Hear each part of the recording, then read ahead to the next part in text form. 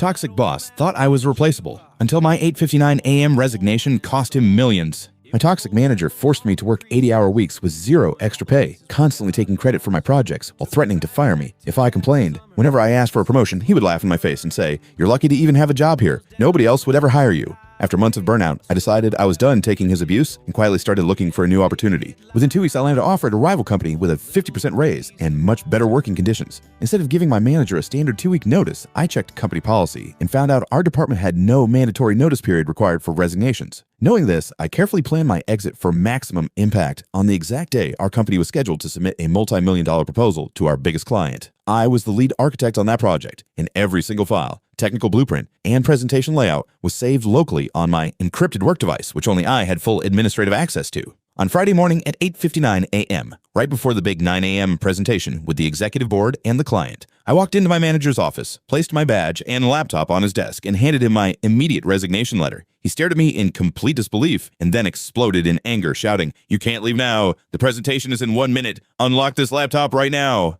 I looked him straight in the eye, smiled, and said, "You always told me I was useless and easily replaceable, so replacing me in 1 minute shouldn't be a problem for a manager as capable as you."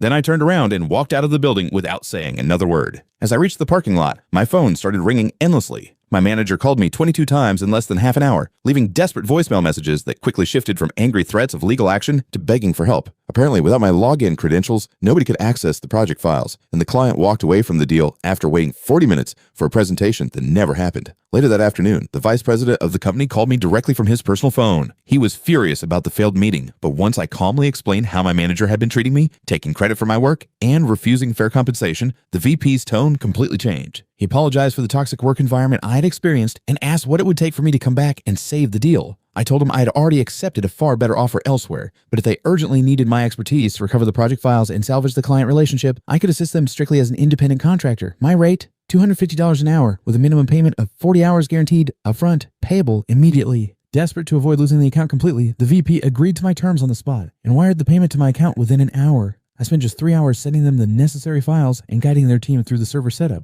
A week later, I heard through former colleagues that upper management conducted a full audit of our department, discovered my ex-manager's incompetence, and promptly fired him. Now, I'm thriving at my new job with higher pay, great teammates, and the absolute satisfaction of watching karma do its work.